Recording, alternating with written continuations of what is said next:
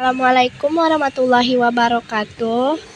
Saya Ayumi Arisatama dari kelas 1010 ingin menjelaskan tentang penginderaan jauh dengan mind map yang telah saya buat.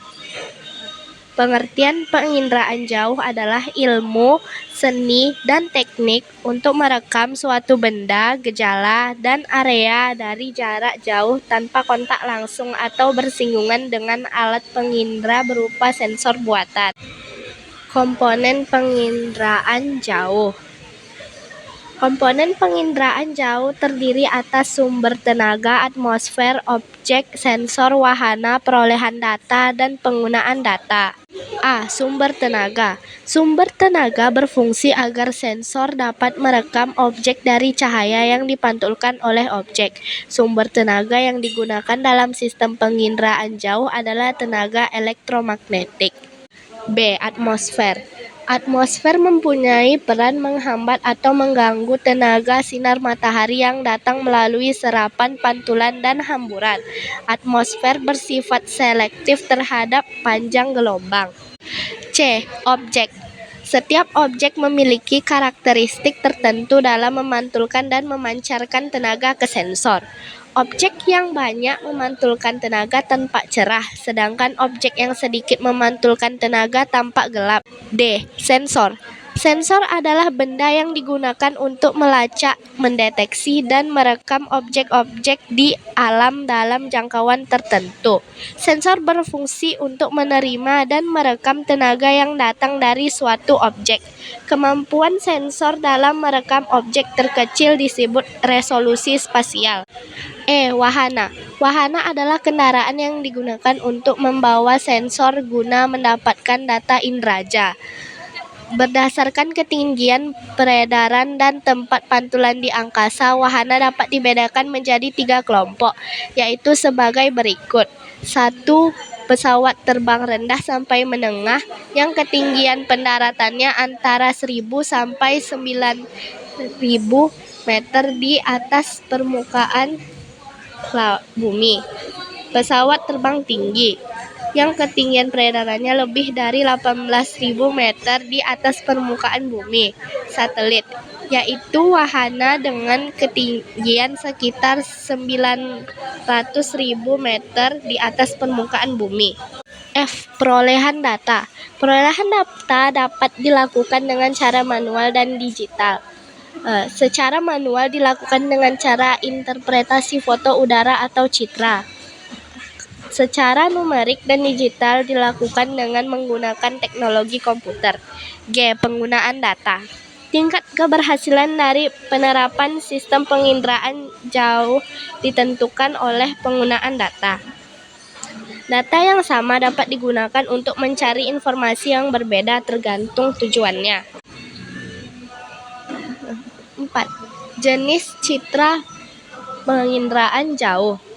Citra adalah gambaran suatu objek yang tampak pada cermin melalui lensa kamera atau hasil penginderaan jauh yang telah dicetak. Terdapat beberapa jenis citra penginderaan jauh, yaitu sebagai berikut. A. Citra foto. Citra foto berupa potret objek di permukaan bumi. Berdasarkan spektrum elektromagnetik yang digunakan, ada 4 jenis citra foto, yakni sebagai berikut. 1. Foto pankromatik. 2. Foto ortokromatik. 3. Foto ultraviolet. 4. Foto inframerah. B. Citra non-foto. Citra non-foto adalah hasil penginderaan jauh yang tidak menggunakan sensor kamera, tetapi bersensor gelombang elektromagnetik dan wahana. A. 5.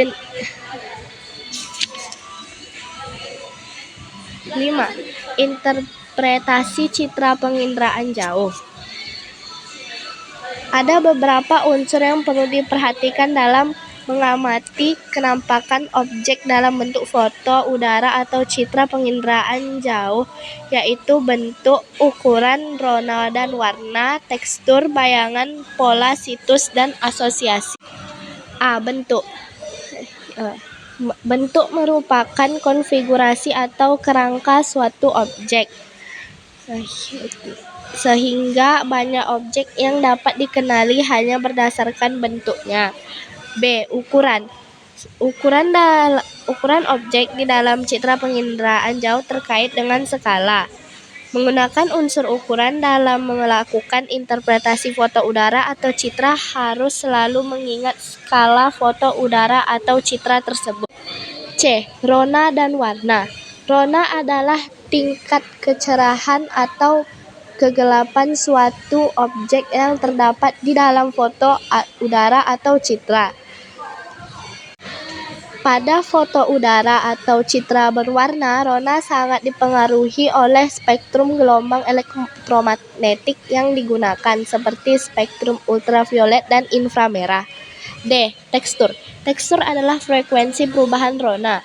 Tekstur objek di dalam citra dibedakan menjadi kasar, halus, dan sedang.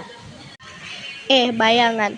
Bayangan objek dalam citra atau udara dapat menjelaskan arah mata angin karena arah mata angin dipengaruhi oleh arah datangnya sinar matahari. F. Pola. Pola merupakan ciri yang menandai bagi banyaknya objek, baik bentukan manusia maupun bentukan alamiah. G. Situs. Situs mengacu pada letak suatu objek terhadap objek lain di sekitarnya. H. Asosiasi. Asosiasi adalah keterkaitan antara objek yang satu dengan objek lainnya. Manfaat penginderaan jauh.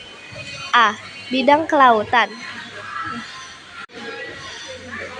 Dimanfaatkan untuk pengamatan sifat fisis air, pengamatan pasang surut air laut, pengamatan gelombang laut, pengamatan perubahan garis pantai, abrasi, dan sedimentasi di pesisir. B. Bidang klimatologi.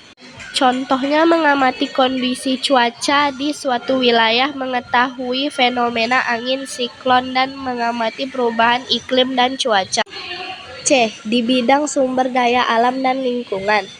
Manfaat penginderaan jauh di bidang sumber daya alam dan lingkungan diantaranya untuk membantu dalam pemetaan penggunaan lahan, mendeteksi lahan kritis, dan perencanaan pembangunan wilayah. Sekian dari saya, mohon maaf apabila ada salah kata. Wassalamualaikum warahmatullahi wabarakatuh.